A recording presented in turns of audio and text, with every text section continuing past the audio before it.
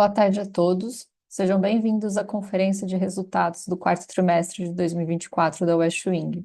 Aqui comigo para a apresentação, Marcelo Kenji, nosso CEO, CFO e DRI. Antes de começarmos, gostaria apenas de fazer um breve disclaimer. Essa conferência está sendo gravada e traduzida simultaneamente, e todas as perguntas devem ser feitas pelo chat.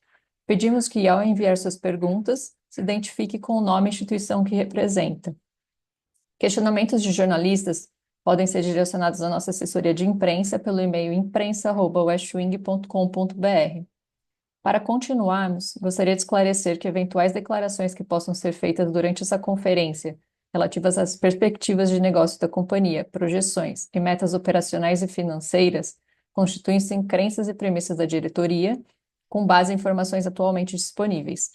Considerações futuras não são garantias de desempenho e envolvem riscos e incertezas, pois dependem de circunstâncias que podem ou não ocorrer. Investidores devem compreender que condições econômicas gerais, condições da indústria e outros fatores operacionais podem afetar o desempenho futuro da companhia e podem conduzir a resultados que diferem daqueles expressos em tais considerações futuras. Agora, eu passo a palavra ao Kenji, que fará a apresentação dos resultados. Kenji, por favor. Lara, muito obrigado. Boa tarde a todos. Agradeço aqui a participação dos presentes. Sejam bem-vindos ao call de resultados da West Wing, referente ao encerramento aqui do ano de 2024. Antes de entrar na apresentação, queria trazer um contexto e um resumo aqui para todos do que significou esse ano para o negócio. Lembrando, né, o momento pós-pandemia, com retração de mercado de casa de decoração, a companhia apresentou um elevado consumo de caixa nos anos de 2021 e 2022. Tá? E esse ano de 2024, ele se encerra como sendo o segundo ano consecutivo com um consumo de caixa controlado. Tá? O quarto trimestre foi o 10º trimestre consecutivo de melhora de resultado em relação ao ano anterior. Nós, com isso, né, com esses resultados, nós retomamos os patamares de resultado lá do início de 2021, tanto olhando numa perspectiva de valores absolutos, quanto nas próprias margens EBITDA aqui, sendo que nessa época nós tínhamos um GMV 75% maior do que a gente tem hoje, que era um cenário com uma escala muito mais favorável. Tá? Então, acho que aqui só para elucidar um pouco do significado dos resultados deste ano em relação ao histórico da companhia. Dando início aqui à apresentação, começando primeiro numa visão aqui das nossas vendas e do que com ela, queria trazer primeiro aqui no gráfico à nossa direita, tá? É um gráfico base 100, desde o início ali do primeiro trimestre do ano de 2019. É um gráfico que traz um comparativo entre o desempenho West Wing e o desempenho de mercado. Lembrando que o mercado aqui nós medimos e acompanhamos através das buscas por itens de casa de decoração no Google. Tá? A linha de cima, em verde, é o desempenho da West Wing e a linha abaixo é o desempenho do mercado. Tá? Nós, historicamente, e isso continuou nesse último trimestre e nesse último ano, nós seguimos com a tendência, né, de aumento e queda do mercado, sempre com uma elasticidade um pouco maior do que o mercado. Acho que o destaque aqui, olhando desde o início até o final do gráfico, é que o mercado de casa de decoração teve os seus picos ali no período de pandemia, mas hoje, né, ele tem um tamanho muito parecido com o que era ali em 2019 e que nesse mesmo período a Westwing cresceu mais de 50%. Vindo especificamente aqui para o trimestre, tá, nós tivemos uma queda no GMV Same Store Sale. Acho que três fatores a se destacar aqui. O primeiro deles é que o próprio mercado, mostrado aqui no gráfico à direita, no último trimestre, o próprio mercado teve uma performance pior. Tá? Nós, como companhia, tomamos uma decisão ao longo do ano passado de promover a retirada de itens que estavam com margem de contribuição, negativa. Vou dar um pouco mais de detalhes sobre isso depois, mais à frente, né? E, além disso, nós tivemos a unificação das plataformas mais para o final do ano, em outubro, o que também trouxe um impacto no GMV. Então, esses três fatores são os principais aqui para explicar essa queda no GMV Same-Store Sales específica no trimestre, tá? Esses impactos, eles até são parcialmente compensados aqui, principalmente pela melhoria de ticket médio. A gente teve um aumento expressivo de mais de 47% de ticket médio na comparação aqui entre esses períodos, tá? E olhando para o ano como um todo, a queda foi de 4,1%, que é uma queda em linha aqui com o que a gente observou no mercado, tá? Acho que o último destaque que eu faço e dou um pouco mais de luz aqui sobre o GMV seria a unificação das plataformas. Lembrando que nós fizemos um soft launching aqui dessa plataforma em outubro de 2024. Acho que, como qualquer projeto dessa magnitude, é comum, né, que existam desafios iniciais. Acho que o importante a ser ressaltado é que fizemos uma série de melhorias ao longo do quarto trimestre. Tem algumas finais em andamento agora no início de 2025 que garantem a estabilidade das plataformas e a retomada do GMV, tá? Caminhando para talvez dois destaques aqui em relação ao GMV, o primeiro, Private Label, e o segundo, Marketing, tá? No primeiro, Private Label, acho que é sempre relevante lembrar o quanto este é um pilar estratégico do negócio, tá? Ele, ele nos traz exclusividade em algumas linhas de produto, diferenciação, né? Além de trazer uma margem melhor em relação aos produtos vendidos de outros fornecedores. Indo aqui para o gráfico mais à direita, que é o gráfico anual, tá? Nós temos aqui um, um aumento de 1,6 pontos percentuais, né, na participação do Private Label no negócio, né? E indo aqui para o gráfico mais à esquerda, ao centro aqui do slide, um aumento de 2,3 pontos percentuais na participação do Private Label no negócio. Acho que mostra um pouco uma aceleração ao longo do quarto trimestre, né, em relação ao, ao mesmo período anterior em relação ao que a gente executou ao longo do ano. Acho que é importante, né, lembrar que esse aumento da participação do private label ele contribui fortemente para um ganho, né, tanto de rentabilidade quanto de diferenciação de produtos, tá?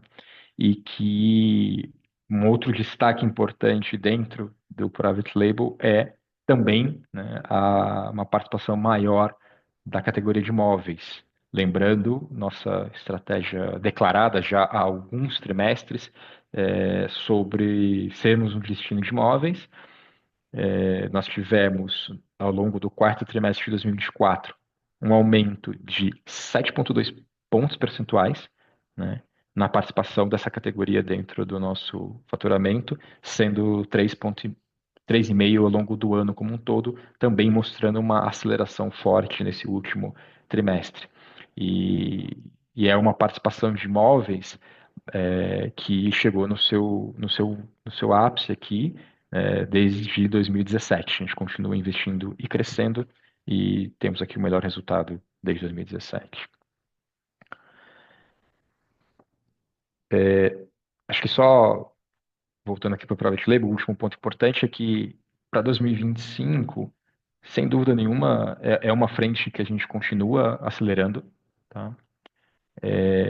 Recentemente, nos últimos anos, a companhia conseguiu né, promover uma queda expressiva dos seus patamares de estoque e isso abre, né, espaço para um novo ciclo de investimento em linhas que fazem muito mais sentido para o negócio, como essa linha de private label, e esse é um caminho a ser percorrido aí ao longo dos próximos anos, destacando que tanto essa consciente e declarada dos estoques, quanto toda a inteligência, né, nas decisões de compra que foram feitas ao longo desses anos, e as decisões futuras aqui para Private Label estão sendo amparadas por uma área nova de planejamento de demanda que foi estruturada aí ao longo dos últimos trimestres, trimestres e anos, né, e que já mostrou resultados relevantes aqui para o negócio. Caminhando aqui, segundo ponto importante em relação à GMV é trazer um pouco a visão de marketing, né? Nossa visão é que marketing tem, é muito dinâmico e sempre demanda alguns ciclos de aprendizado, né? Tudo muda muito rápido, a gente precisa estar muito atento para capturar essas mudanças. No meio desse caminho, ao longo do ano passado, nós encontramos algumas vias de crescimento, tá, importantes e com um ROI muito melhor em relação dentro, né, desse canal de performance.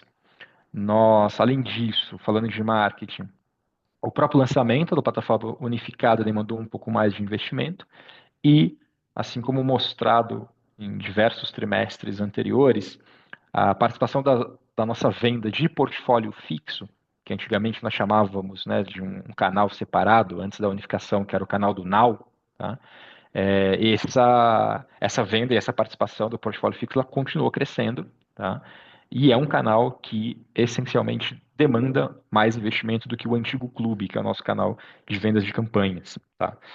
Então, tanto a necessidade desses ciclos de aprendizado, quanto temos encontrado vias de performance com ROI melhor, quanto unificação, quanto participação de portfólio fixo, a somatória de todos esses fatores levaram ao aumento desse share de tanto do valor quanto do investimento em marketing ao longo do ano de 2024. Tá? Acho que é importante trazer também que assim como todo ciclo de aprendizado, a gente inicia 2025 num momento já de contrário nesse ciclo, já no momento de redução, aproveitando todos os aprendizados recentes aqui desse movimento de 2024.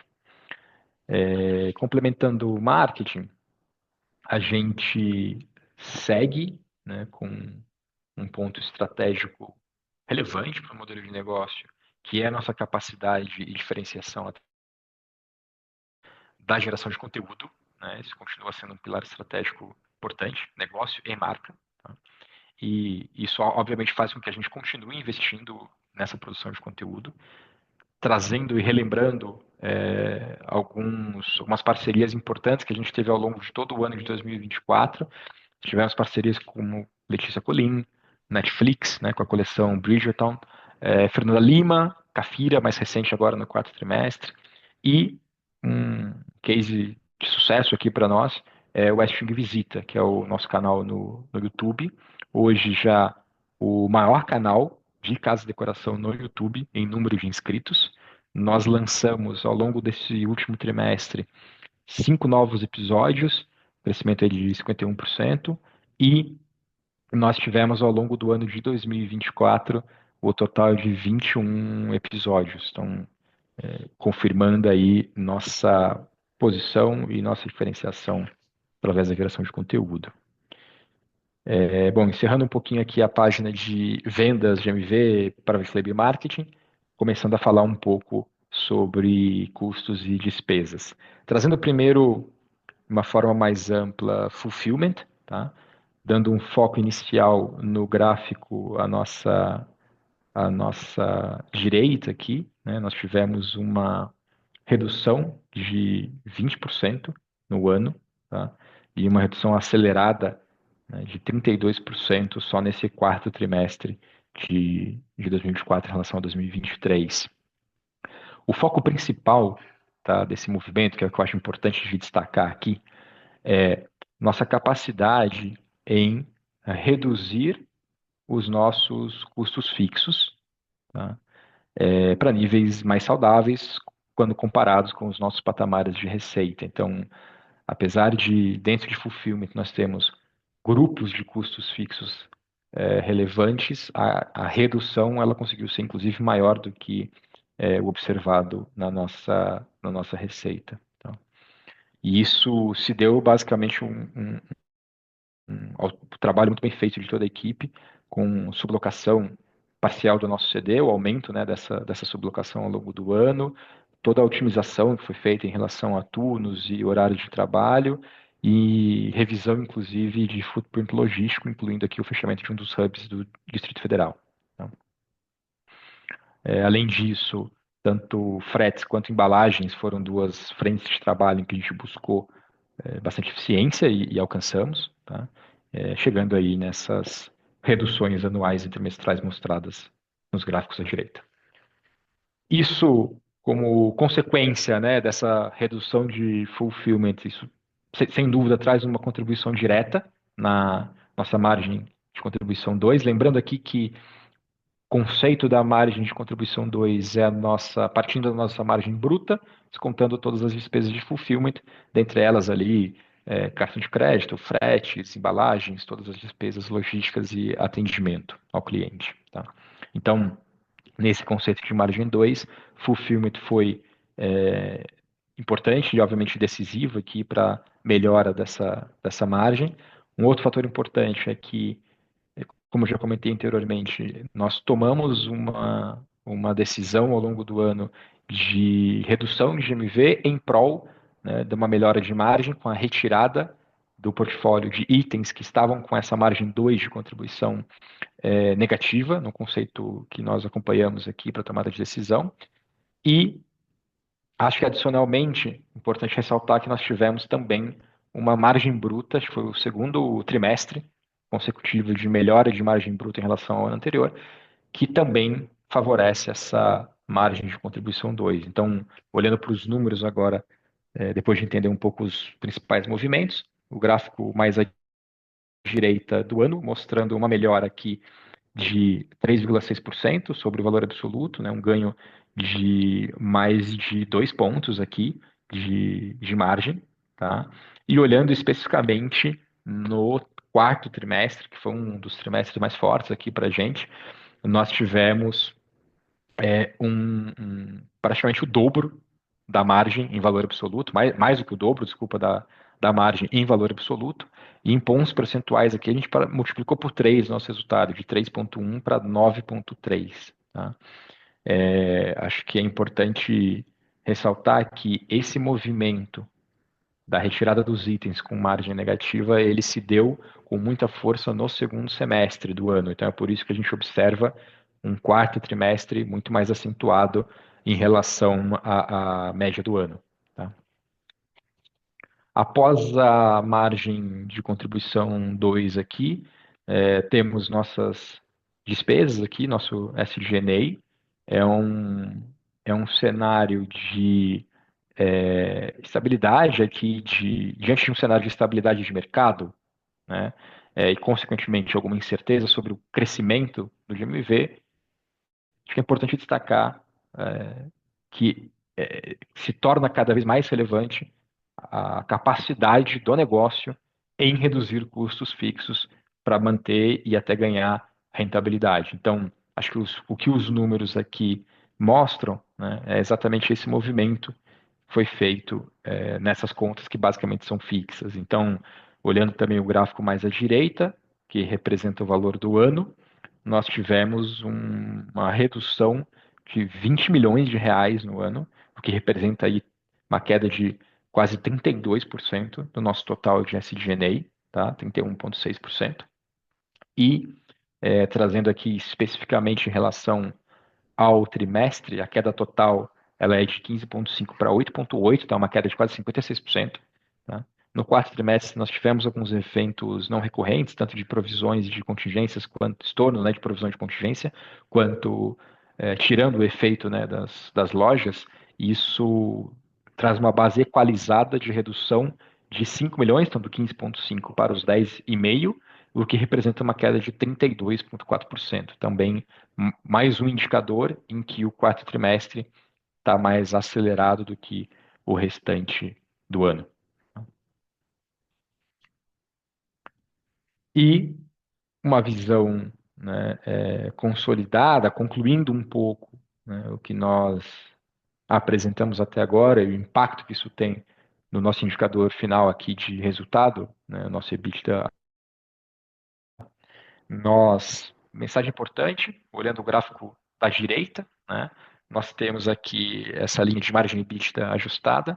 Nós alcançamos agora, no final desse ano, o mesmo patamar de rentabilidade lá do início de 2021. Foi um período onde a gente estava com os melhores indicadores ali desses últimos anos. Mesmo, lembrando, mesmo com um GMV hoje 75% menor do que ele era naquela época, que tinha um ganho de escala muito mais relevante. Então, é o nosso 10º trimestre consecutivo de evolução de resultado. São quase 15 pontos percentuais de melhora do quarto trimestre desse ano em relação ao ano anterior. São quase 8 pontos percentuais no acumulado do ano, em margem de EBITDA ajustada. E, sem dúvida, relembrando que os impactos positivos que geraram isso foram tanto a melhora de margem bruta, quanto todo o movimento e crescimento da margem de contribuição 2 e os ganhos de eficiência, principalmente aqui em SG&A. Até agora a visão mais econômica, né, de resultados, trazendo aqui agora um pouquinho essa visão financeira de caixa. O, Olhando para o gráfico, vou entrar um pouquinho mais em detalhes aqui. O ano de 2023, tá, é um ano que tem um resultado operacional negativo em 42 milhões. Tá? Nós, em 2023, contamos, né, e buscamos um ganho de capital de giro e de outras linhas aqui que totalizou quase 27 milhões. Então, o operacional negativo em 42, contando com esse ganho de 27 de capital de giro e outros, fez o nosso caixa ficar com um consumo de 15,9 no ano passado. Tá? O que a gente observa agora para 2024, tá? Mesmo que um capital de giro, né, praticamente 10 milhões menor aqui, mais do que 10 milhões abaixo, né, esse ganho em relação ao ano anterior, então mesmo com um ganho de capital de giro de apenas 16 milhões, o nosso caixa final ficou melhor, ficou em 12, consumo de 12 ao invés de um consumo de quase 16. Tá? Uma melhora aqui de 3,5 milhões de reais de um ano para o outro, e obviamente que isso se deu porque operacionalmente nós tivemos uma melhora de quase 20 milhões de reais, saindo do 42,4 para o 22,9. Tá? É um ganho aqui de quase 22%. O que, sem dúvida nenhuma, nos traz a conclusão, né, de que nós temos uma estabilização desse consumo de caixa, com uma melhora de quase 22% de um ano para o outro, com adicionalmente, né, com um perfil de caixa mais saudável por ser mais recorrente. Né? Então, o ganho, de fato, é que ele é operacional. Tá? Indo já para uma tabela final aqui financeira, antes de abrir para as perguntas, tá? Bom, nosso 10º trimestre aqui consecutivo de melhores de EBITDA, o que isso significa em números, tá? Especialmente no quarto trimestre de 24, destacando aqui 69,3%, olhando as duas colunas mais à esquerda dessa tabela, né? As colunas trimestrais, 69,3% de melhora nesse valor na margem EBITDA, tá? Nosso EBITDA ajustado. O importante trazer, né, que isso aconteceu num cenário de uma queda de receita líquida na primeira linha ali de 25%, então a receita sofre com esses 25% de queda, com todos os movimentos que foram feitos, mas, obviamente, essa rentabilidade é sustentada porque esse ganho de EBITDA é sustentado porque nas despesas operacionais, um pouquinho abaixo, a gente observa uma redução de quase o dobro, né, de 47,8%, puxada aqui por Fulfillment, 32,5%, e o SG&A já mostrado 56%, compensando aqui esse aumento de 35,5% que foi feito na linha de marketing. Tá? Acho que um outro destaque relevante para trazer, olhando a segunda linha aqui da nossa tabela mais à esquerda, trimestral, ainda é a margem bruta, tá? Que, como dito anteriormente, é o nosso segundo trimestre de ganho, sendo esse trimestre um pouco mais relevante, inclusive na casa de 3,3 pontos de melhora em margem bruta. Ok? Acho que o próximo destaque que eu queria dar é olhando aqui a nossa margem de contribuição 2, tá? Olhando primeiro aqui no nosso trimestre, né? Nós tivemos uma margem de contribuição maior do que o dobro da do ano anterior, com o ganho aqui de 6 pontos, que foi aquele múltiplo de quase 3 de margem. Olhando para o ano, tá? Nós tivemos também, né, um ganho de margem bruta no valor absoluto de 3,6%, então quase R$ 1 milhão aqui de ganho em valor absoluto na margem do ano, tá? Além do ganho desses 2 pontos percentuais aqui, né, que representam um ganho de 2 pontos percentuais de margem de contribuição 2. Acho que é um outro fator relevante aqui para trazer, que é conseguir um valor absoluto maior de margem 2, mesmo com uma receita líquida 15% menor. Tá? Acho que o último destaque que eu daria é olhando a linha de despesas operacionais, que no ano teve uma queda de 28%, mas que no último trimestre foi de 47,8%, mostrando mais uma vez uma aceleração desse processo de rentabilização do negócio no último trimestre. Bom, com isso, Lara, eu encerro por aqui essa primeira parte da apresentação, né, e faço abertura aqui para as perguntas e respostas.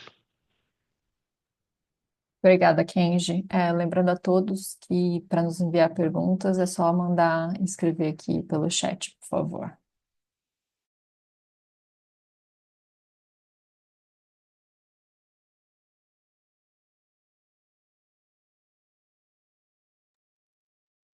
Temos uma primeira pergunta que diz como que tem desenvolvido a parceria com os especificadores. Vocês veem essa parceria sendo relevante em GMV?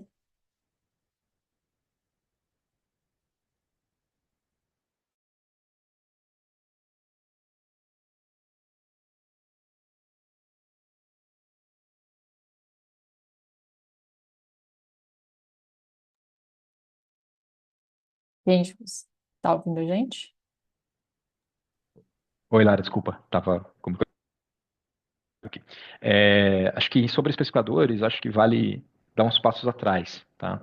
Lembrar aqui que é um movimento que foi intensificado, né, mais ou menos em meados aqui do ano passado. Ele, através, né, de intensificação de modelos que nós já tínhamos e o início de parcerias novas, principalmente com grandes redes de relacionamento com especificadores, né, arquitetos, designers de interiores. Nós, já no final do ano passado, a gente começou a observar que os resultados estavam apontando para um volume significativo, né, de especificação pelos arquitetos dos produtos da West Wing, que, sem dúvida, deixavam claro uma aderência em termos de produto, né, ao gosto e ao estilo dos arquitetos. Então, é um produto que, sem dúvida, ele encaixa bem num bom projeto de arquitetura, tá? Então, os primeiros resultados eles estavam muito voltados só para esse valor de especificação, tá? Então, eu acho que o que a gente enxerga agora, né? Já nessa reta final do ano e no começo desse ano, tá? Nós percebemos, né, uma captura já de resultados de vendas efetivas, então o que eram especificações né, em projetos começaram a se traduzir em vendas efetivas, o que é um excelente resultado e um bom número aqui para nós. Isso ajuda, inclusive, a embasar uma série de premissas aqui para projeções futuras de desempenho desse canal de especificadores, tá? E acho que adicionalmente a esse movimento das redes, né, nós também reforçamos bastante aqui o nosso programa próprio, né, de relacionamento com arquitetos, inclusive com o lançamento de uma nova landing page, uma forma mais moderna e mais online de fazer o contato e o relacionamento com o negócio. E acho que sem dúvida vale lembrar, né, é, qual que é a importância do trabalho desses especificadores, porque junto em parceria com a Westwing, são projetos que normalmente têm como produtos foco tanto os nossos móveis quanto nossas linhas de private label, né? Então, ao trabalhar melhor esses itens em específico, é um canal que traz, além do GMV pela venda, é um canal que traz esse GMV com uma margem muito melhor e por estar sendo levada para o cliente final através de um especificador, nós acreditamos que isso também contribui para um posicionamento ainda mais premium do nosso negócio, tá? Então, acho que minha visão aqui que eu poderia trazer aqui sobre especificadores é essa, tá? Obrigada, Kenji. Segunda pergunta aqui questiona se a companhia não pensa em investir em vendas em marketplace. Tá bom. É, eu vejo aqui, Lara, que a gente tem crescido, né, em private label, que é a nossa linha própria. E acho que, sem dúvida, o fato de crescer em private label, né, em algum momento, naturalmente, né, essa linha vai ganhar relevância para que ela, né, assim, enfim, vai ganhar relevância e tamanho para que ela sozinha faça sentido ela estar em outros canais que não só a própria loja da West Wing. Então, acho que são coisas que acontecem de forma natural e uma bem casada com a outra, tá? Então, acho que faz sentido, tá? Para o negócio, no momento em que o Private Label cresce, faz sentido a gente testar, né? Canais de venda diferentes, incluindo outros marketplaces. Acho que o relevante aqui deste assunto é deixar bem claro que qualquer que seja esse teste ou modelo, ele sempre vai precisar acontecer com um economics muito saudável, né? O que seria o coerente a ser feito considerando a nossa jornada nos últimos 2, 3 anos de busca por rentabilidade e perseguição aqui do break-even, né? Então tem que ser algo que entre para aumentar vendas numa margem parecida com o que a gente tem hoje ou, inclusive, para nos ajudar a melhorar os resultados e a rentabilidade. Então, acho que é isso, tá? Faz sentido, é natural, só precisa fechar a conta. Obrigada, Kenji. Lembrando a todos que para fazer perguntas é só nos enviar aqui pelo chat, por favor. Nós temos também uma terceira pergunta que questiona que na mensagem da administração a gente comenta sobre acelerar a evolução das margens do negócio no geral. Se a gente pode comentar um pouco mais sobre o que a gente está fazendo e planejando para isso. Tá bom, tá bom. É, acho que até desde, né, acho que nos últimos 2 trimestres, talvez, a gente tem deixado mais claro e mais explícito o nosso objetivo de break-even o negócio, tá? Então, quando a gente fala de evolução de margens, né, é aí que a gente tem que chegar e o quanto antes. O que a gente tem feito neste caminho, talvez algumas coisas que eu já trouxe aqui, vou só reuni-las aqui num bloco e acrescentar algumas outras. Acho que existe uma frente importante, né, de receita e margem, olhando principalmente para uma frente de precificação, tá? É uma área em que a gente investiu recentemente para reforçar, tá? A gente entendeu que era uma via importante, tanto de crescimento de MV quanto de ganho de rentabilidade. Então, desde o final do ano passado, meados do ano passado, a gente já está com uma área melhor estruturada, e a gente acredita que isso vai nos permitir uma otimização do uso das nossas alavancas comerciais para geração de receita.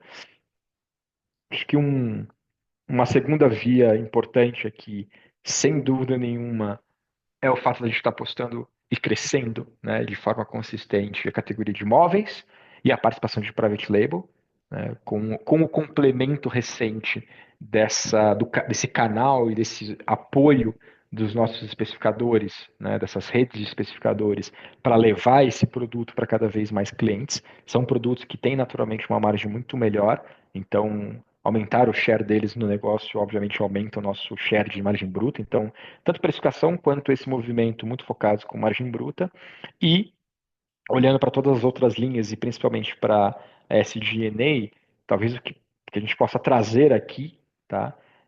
Sem muito guidance aqui de valores, é dizer que nós já fizemos agora no primeiro trimestre de 25 uma nova rodada de otimização e de eficiência, tá? Já foi executada com foco aqui principalmente em SG&A, footprint, enfim, tem alguns movimentos importantes e que isso, sem dúvida nenhuma, vai nos permitir acelerar a evolução da nossa margem final rumo ao break-even aqui ao longo desse ano, essa aceleração acontecendo, tá bom? Ok, obrigada. Mais uma vez, para nos enviar perguntas, é só digitar aqui e nos enviar via chat, por favor.